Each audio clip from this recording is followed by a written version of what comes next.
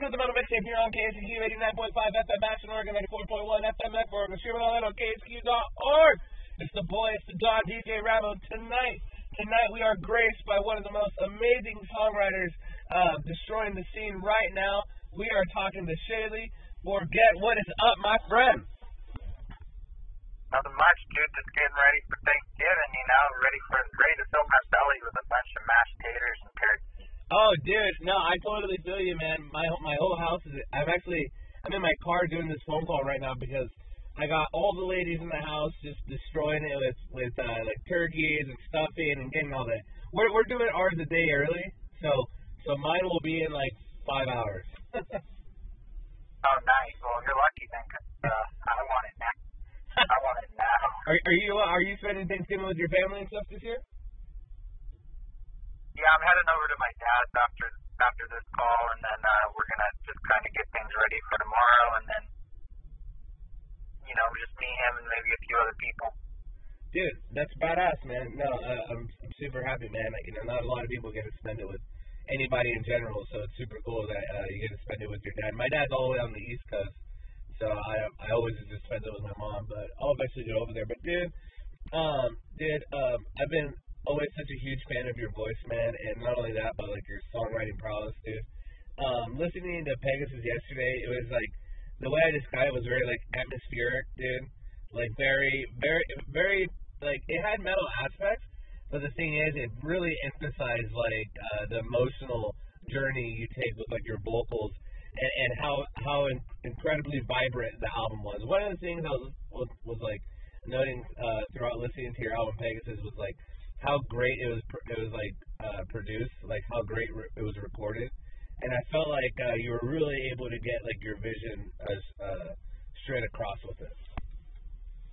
Yeah, I would agree. Like this is kind of like this is one of these albums that being compared to Pegasus or being compared to Mr. Pain, my prior album. Yep. That was like where I went completely solo and I took it on my own.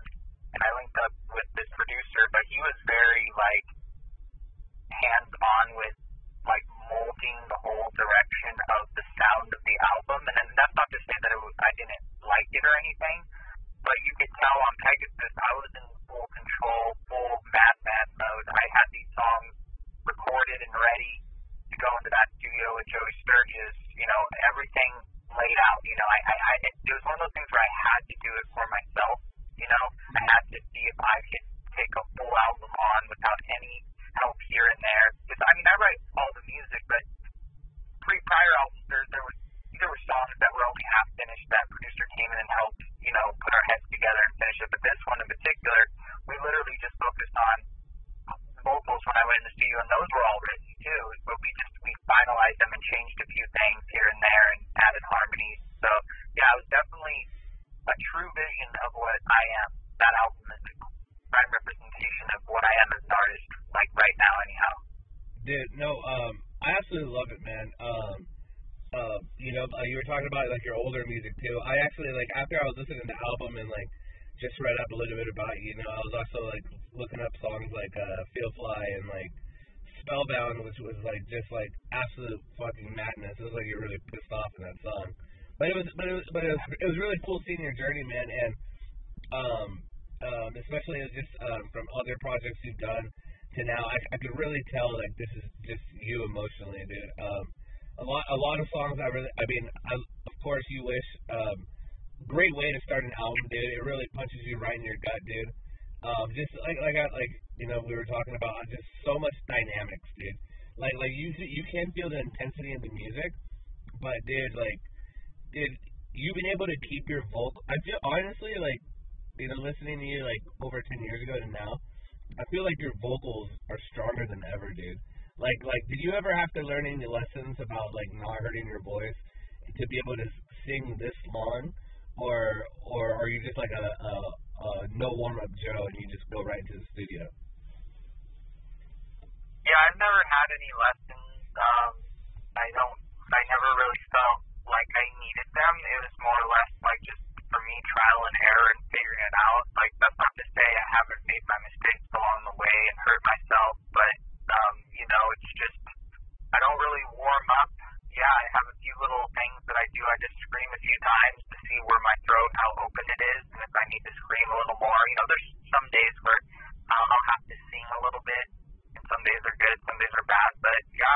just kind of just, it's something I never wanted to do. I never wanted to be a vocalist, but I found out that that's just like second nature to me. You know, it's not easy though. Like the way that I sing is so hard because I'm singing my own way. I wasn't taught the proper way, and I'm glad I didn't because that's what separates me from everyone else having lessons and trying to sound like everybody else. Like I've developed my own unique voice strictly because I was stubborn, you know, and wanted to be and figure it out on my own. Did you kind of figure out your voice before you were in My Cement, or was that something like it was just handed to you, like, hey, like you obviously can sing, Shayley, like we need you on the mic? Yeah, I mean, I started singing like when I was 17 years old. I had never sang before that, and then like 2 months later, I recorded like my first EP, and I was like, you know, like I can do this. And then I did an album like a year or so after that, a full album. I got signed to my first band, and then but this was like kind of in this weird what the hell is it stage because it was the early stage, and it wasn't until I joined My Cement where I like it opened up. It's like, you know, I finally found like what I am, or like the sound of who I am, and my voice opened up and it was clean and clear and strong. Because prior to that, you could tell I actually had a deeper voice when I was younger when I sang because I didn't know how to sing yet. So I hadn't touched those vocal cords and opened them up yet, you know.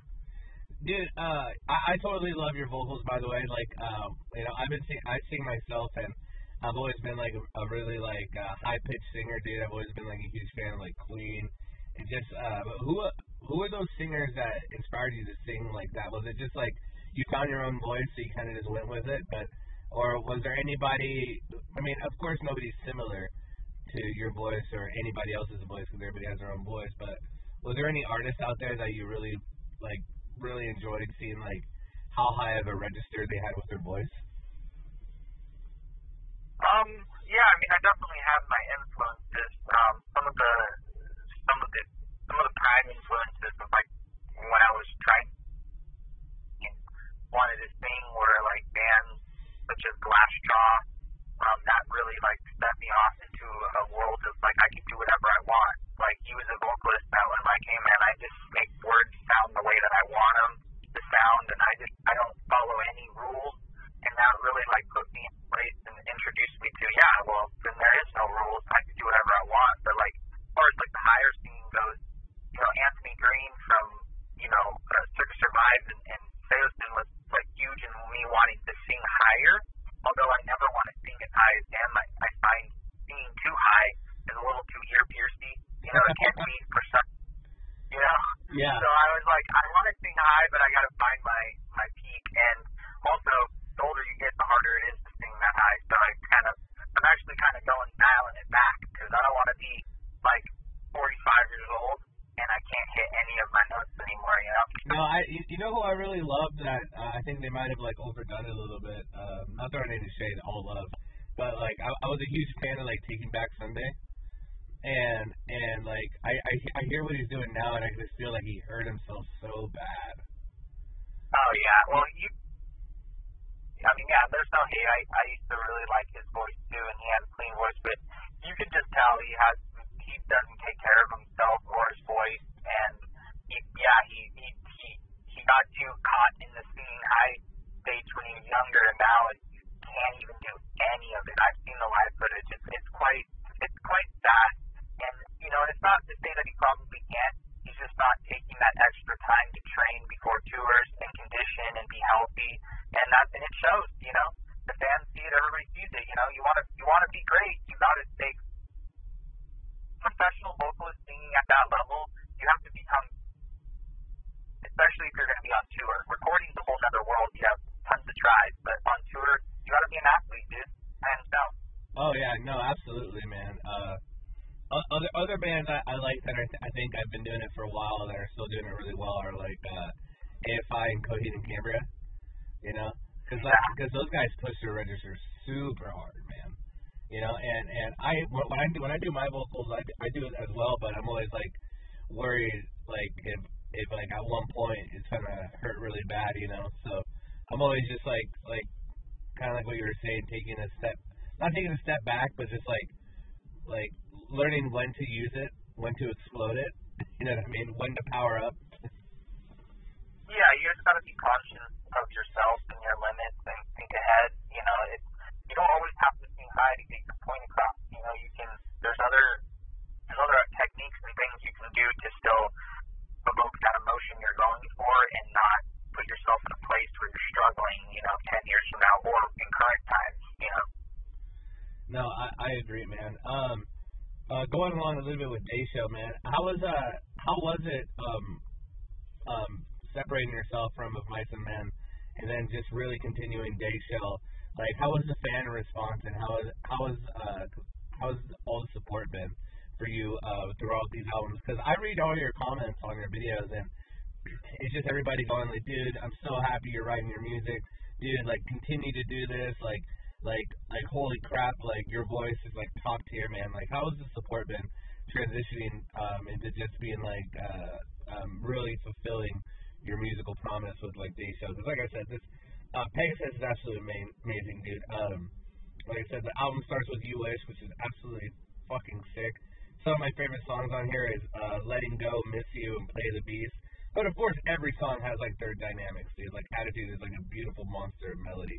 But how has the support been and that helping like your mental health and you being able to write like this album? Well, it's been great. Obviously, like, Pegasus wouldn't have happened if it wasn't for the fans and all coming together as a unit and believing in me and donating to the campaign I had, and we raised $50,000, and it was mind blowing that I was scared to do that. You never know when you've had your time, and it's safe to say that I'm here to stay. Like, the fans don't want me to go, but the funny side about it is most people that love Of Mice and Men don't even know I exist anymore or know that I have a band, and I've been slowly discovering this from thousands and millions of views that I've had on TikTok that I recently made like a year ago. And I remember I did like a little cover of a Mice and Men song of myself, and there was literally millions of people that had no clue who I was. They didn't even know that I was the person that sang that song. They all thought it was the other guy or whatever. And it blows my mind. It's like, damn, dude, if only all the Mice and Men knew who the OG real one was, maybe DAYSHELL would be in a way better spot. But whatever, dude, that ain't stopping me, and I still have a awesome fan base in Alliance that is true. There's a diehard fan. I really do have a true fan base. There's no label involved. There's nothing, dude. It's one guy and fans that want it to happen, and that's special. Dude, I think that's kind of beautiful in the sense I bet you've been able to surprise a few fans, like them being like, holy shit, like, dude, like you were the one who fucking sang all those. Yeah, because I was talking to a lot of my friends, because like I said, we were like teenagers listening to you guys, like we're all pretty much like the same age, and I was like, dude, like I'm talking to Shayley tomorrow, dude, and we're blasting all your fucking songs and shit, dude, and the Flood and the first album and just going off on it, dude. So I think it's really cool. I think it's really cool that you're being able to reconnect with fans and dude, like, yeah, dude, you have a really special voice and the music's just fucking sick, dude. And anybody out there, when I air this on YouTube and my radio station, dude, like this album is just fucking top tier. And just as I was listening through all of it, dude, I listened to it through my gamer headset, but then I had to listen to it. I got my real listen when I put it over my JBLs, and I was like, dude, like this shit fucking slaps, dude. And your voice is like I said, like it's really interesting that you talk about how it doesn't pierce, like it ain't ear piercing, but it's just right at that pinnacle, It's like it twists your nipples where like it feels good, but it doesn't hurt yet, Yeah, that's a good way to put it. Yeah, man, you don't want to get too spooky. No, dude, it's awesome. So, I noticed that you had a band with you playing in some of these videos. Are you planning on touring with DAYSHELL? Are you planning on doing anything as far as just like traveling with the band? Probably not anytime soon. There's so many variables that go into why I don't tour, but the main two are my health has been horrible since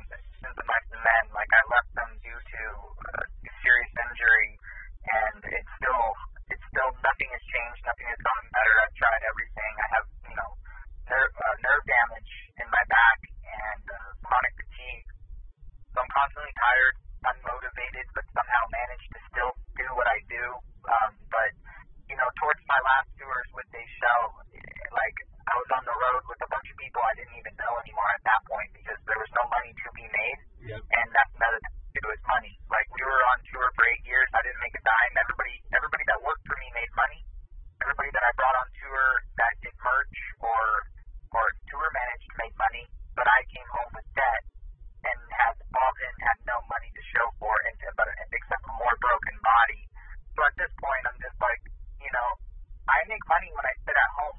I make money when I just write music and release it. Why would I stress myself out, beat my body up, pay for members to fly out, to lock out, buy a new van trailer, buy the merch, put myself in debt, beat my body up just so I can go out on tour? And I know the fans would love it, and it pains me because I feel like, you know, a part of me owes that to them, but at the same time, I would like to think and hope that they understand why I make this choice, because if I were to tour, even if I had it all figured out to tour, my mindset, especially on my last tours, was so broken, dude. I didn't even want to talk, man. I didn't want them to come up to me. I was ready to snap at any given moment because of the severe pain I was in, dude. I was on 11 in pain all the time, dude. And on top of it, I was a performer. I did the merch. I drove. I tour managed at that point. Like, there was no break. It was just hell, and nothing to show for. You know, coming home with just debt. Fuck that, dude. I'm out. I'm gonna sit at home and just write songs. You know. No, I totally feel you, man. And especially, dude, how I was, as you were talking about all that, I put myself in your shoes, dude, and yeah, I couldn't imagine just the amount of stress you put on yourself to, you know, make this dream happen. And you know what? It's crazy. We live in a new time that we're like, yeah, you could literally, the touring musicians, you still make some money, but the thing is, it's like we live in a new time where like at-home musicians are making a living just creating content. You know, and it's insane, dude. Like, I'm a YouTuber, and I just started doing the whole monetizing thing, and like I just paid my phone bill, my electricity bill. I just did like the here and that, and I'm just like, holy shit. And like my friends are like, all my friends, it seems like, are doing like GoFundMes for their tours because all my friends are going broke on tour. You know what I mean? I have a lot of friends that are like paying to get on paying like to get on tours, like, you know, like $7 to $10 grand, and they're coming back with just like the debt they paid, you know, and just hoping that they get a shot. It's insane how crazy the music industry has changed now that internet is like such a dominant outlet. Yeah, I think everybody's kind of behind the times, and then even like, you know, no shade on my manager, but he's like, you need to tour and stuff, and I'm just like, I really don't think this is the right move for any new band. Like, in this day and age, like, nobody, it's kind of like, back in the day, you know, it's like, yeah, that's what you had to do. Like, even when the internet was kind of just happening, MySpace was going on, you still had to tour to connect with your audience and your fans and stuff, and then that would help you success. It's completely opposite now. Why would you even ever tour unless you have 1 million monthly listeners on Spotify? To me, until you hit that mark, you are wasting your time, you are putting yourself in debt, and you're going nowhere real fast. You know, like, that's my opinion. And, you know, I really hope more people see the way that I see it, because you can literally take all that time and hone in at home, at your house, dude, and create content and figure out how to work the socials. I mean, especially if you're in a band with multiple people, you have 5 people, so to speak, in a rock band. That's 5 times the chance that I have. And if you're not taking advantage of that right now, what the hell are you doing? You think you're going to get on this tour, you're going to pay this band $5,000 to hop on this shitty tour to open up for them and make $100 a night guarantee, and that's going to make you guys blow up? No, it never happens like this. Fucking facts, dude. So many fucking facts. No, I totally agree with you, man. I literally preach this all the time too. Anytime I hear bands just wanting to pay on on tour packages and everything, I'm like, dude, like you know how many bands make it on social media before like they tour nowadays? Like, dude, like unless you have like that massive following, dude, like one of the examples of a band I know that made it online before they even started touring was a band from India called Bloodywood. and it was three guys. It was a guitar player who recorded all the music, and then it was two vocalists. And they released a bunch of videos. They went viral on TikTok, YouTube, and all that. And then out of nowhere, Bakken hit him up, and said, "Hey, we want you to play Bakken." And the guys literally told the guys from Bakken, like, "Dude, we're not even in a band. Like we just wrote music and created content from our house." And they literally formed the band so they can go play Bakken. But the thing is that since they worked so hard on social media for like 10 years, they were able to sell out their first tour. There you go. Yeah. There's a good example. Like that, just work at home, build your fan base. Like, most people are fucking isolating these days anyways. They just hide away on their phones and they live vicariously through their phones and people, and just connect with your audience, man. Don't waste your time beating your body up and putting yourself in debt. I mean, I know that, especially a new fresh band, that's all you dream about, right? You just want to get on the road. You're hungry for it. Go fucking do it. Go do it, man. Just go do a tour. I don't care if you're in debt. Live that life at least once, but realize that this is how it's going to be every single time until you hone in on your product and your music online. But I do recommend everybody that wants to tour, get out there and do one and have a blast. Because if you don't, you never know. And I've met so many cool people and have so many cool memories. And I miss my first tours where I didn't even have $1 in my pocket, and I just lived off of the kindness of strangers that I met. That was such a cool time, and everybody should experience it. But it gets old real quick. So just have fun and then get back home and freaking get to work. I love it, man. Total facts, and I'm totally with you on that, dude. So, dude, we were talking Pegasus, amazing album. I recommend everybody checking it. Before I end the interview, I want to ask you like 3 or 4 random questions. Where can anybody listen to DAYSHELL, and what social media should people go to get a hold of your music and enjoy it? You can listen to DAYSHELL everywhere and anywhere these days on digital. You can find me anywhere and everywhere on social for DAYSHELL, and the cute guy on the cover, I guess. Dude, do you have a schedule for your social media and everything you do? Because I work all week. I have like a Monday through Friday, but then like Friday night, Saturday night, and Sunday night, I have like my schedules I do for like my posting and stuff. What's your schedule like? Because like obviously you're just fucking slammed. I mean, I don't really have a schedule. I just kind of I've been sick and going through it. The holidays, getting sick and stuff right now. But when I was doing the whole lead up to the album, I was really trying to post as much as I can a week. Like 4 posts a week at least. And I would just kind of wake up and see how I'm feeling that day, and go, I want to record a little thing for this song, and then I just whip it up and edit it on my phone, and there you go. I'm quick at. The thing about me is I'm super fast at everything that I do. It's really weird. That's why I don't really have to prepare myself for anything. Like, you give me 20 minutes and it's done. It's like a different person, you give them 20 minutes and they haven't even started. I'm just fast like that. So I don't need a schedule unless I do. Unless I know I'm gonna be busy, then of course I'll stock up. Absolutely, man. I think that's the difference between like dedication and procrastination. You know what I mean? Yeah. It's like if you actually put your mind to it, it's crazy how much you could accomplish in an hour than like a procrastinator accomplishes in 12. Yeah, exactly. If you want it, a lot of people are lazy. That's the thing. Just stop being lazy, man. Just do it.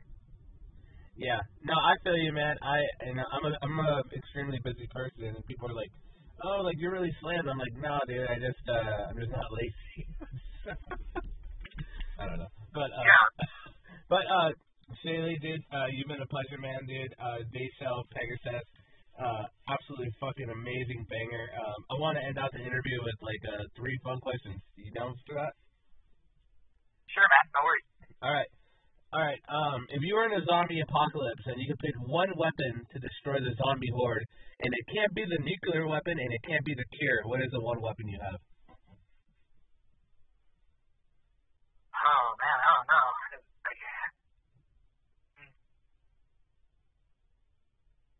There's zombies breaking through your window. They're grabbing your family. You can manifest one weapon in your arms. What is it?